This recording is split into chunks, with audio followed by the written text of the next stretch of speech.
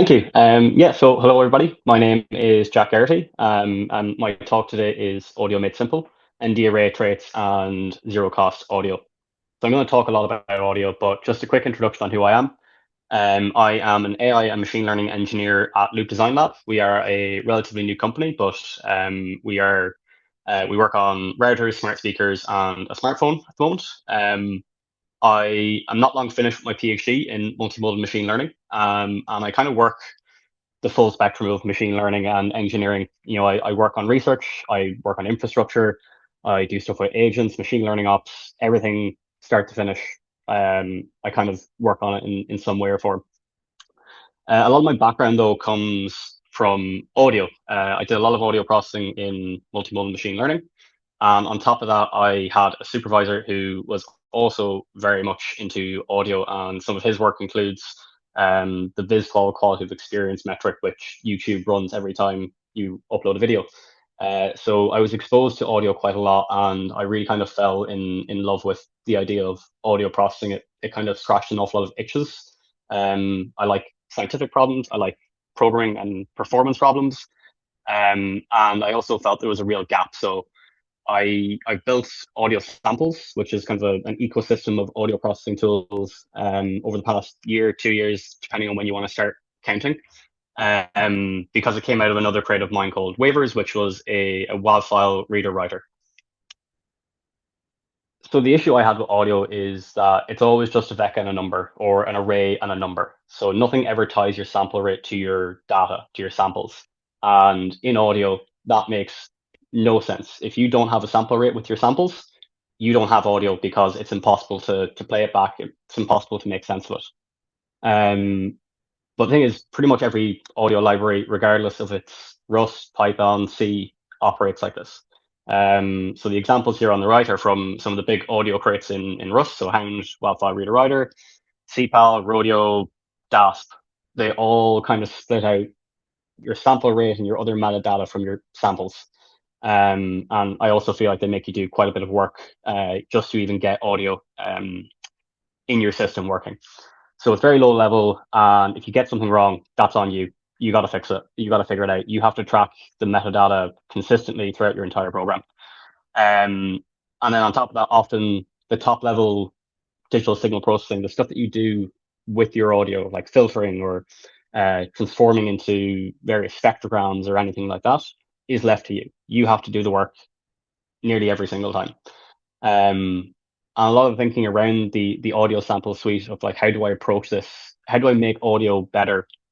Not just as an end user, but from a performance perspective as well.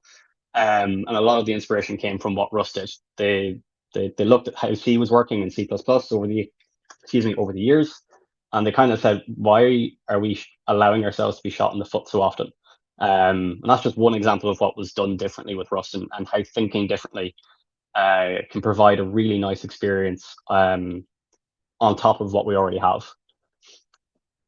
And I was a big believer that audio can be more than just a vec and a number. It can be something that is its own type, and it can come with all the functionality, all the batteries included type stuff that everyone keeps needing or rebuilding. To move beyond just like, okay, we've given you the audio at a low level, we've given you either the bytes or the kind of the parsed sample data. You figure it out. I said, why should I have to keep figuring it out? Or why should we as users have to always figure that out? And that's where audio samples kind of came in. The properties belong to the value. They travel with the value. If you perform an operation that changes the sample rate, like a resample, you don't have to worry yourself with that.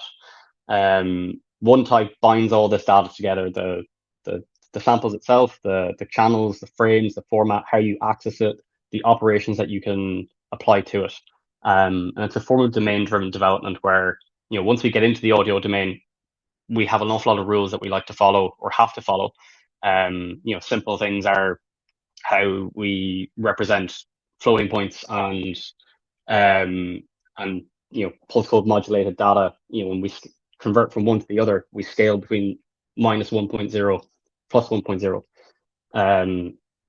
Small example of just like the different ways things work once you're inside a domain. And so audio samples was meant to kind of alleviate all these kind of problems and make sure that the data traveled with it.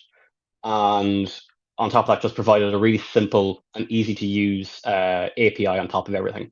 And Rust was fantastic for this because of things like the trait system. So on the right, we can see here just a quick outline of the audio sample struct. So it has data and a sample rate.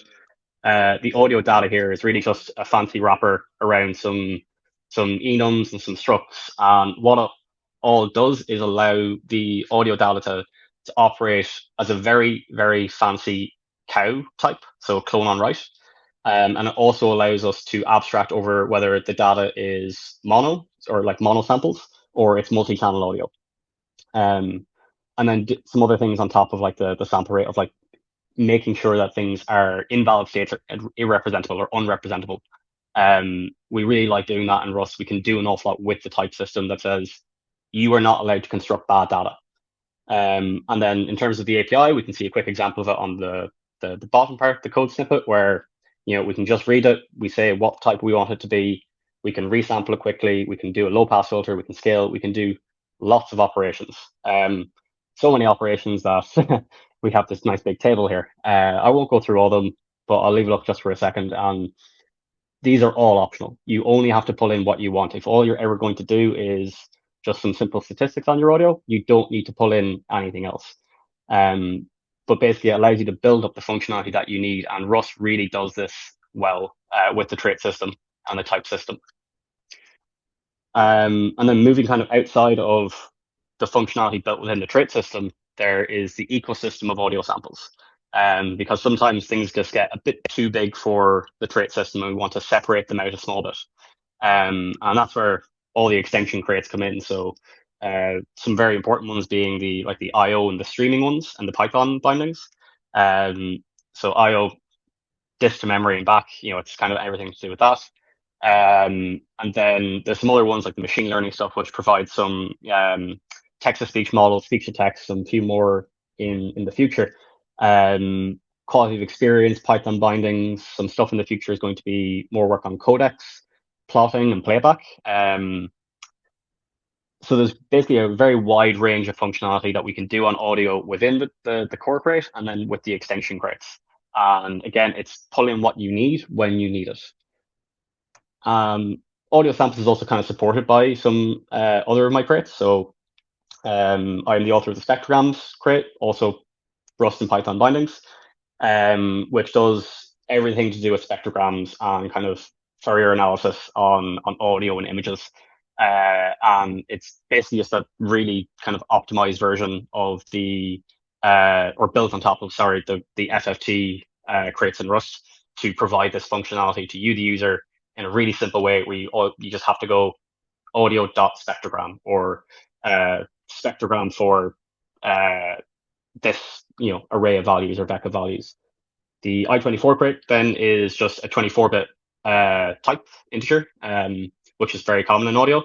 My newest crate is Rupus, which is a pure Rust implementation of the Opus codec.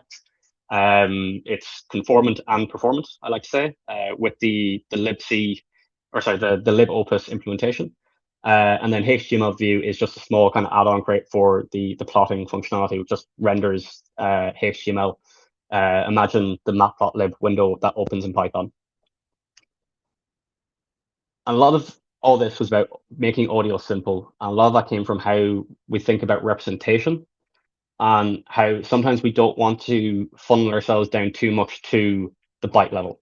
It's important to think about bytes for performance, but when we want to develop a crate for other people to use and to provide a nice experience with, it's about the intent. What do people want to do with the crate?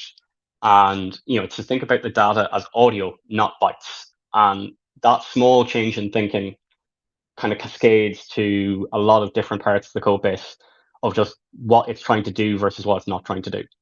And a very simple example of this is to start with the pain points. It was to start with, why are we not representing audio as its own type? Why are we tracking all this stuff by hand? What is the absolute need for this? There is none. And then this, again, kind of extends down to the interop level when we go to Python or any other potential bindings that there might be. We need to work with the strength of the languages that we go to. So with the Python bindings, it should just look like NumPy or PyTorch or any other tensor library. And audio samples does just that. You can pass it anywhere you can in NumPy array.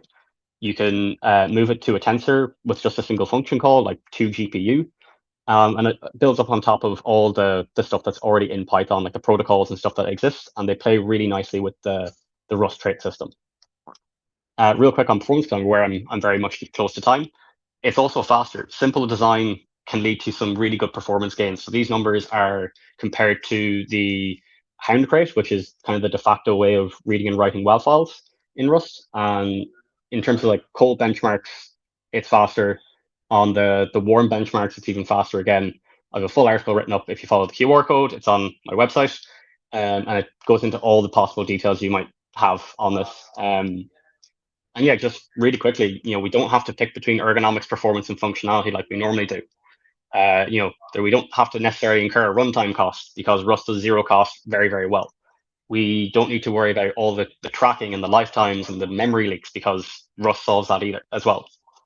And then domain-driven design really fits well with Rust. Rust enables this style of programming. And this style of programming tends to be easier to reason about because you're focused on a type like audio rather than a vec of bytes. And audio samples is just one example of what this can look like. This style of thinking can be applied to any project. And I would encourage anyone to do it. It's like, well, how would I like to use this library? And then some more just QR codes. One on the left links to all the projects, including ones I haven't mentioned. And the one on the right is to the paper version, which Audio Samples has been published with ACM Multimedia Systems. And I got to present that in Hong Kong this year as well, which is really cool. So thank you. I'm happy to answer any questions. Send them my way. I'll do my best to answer them. Thank you.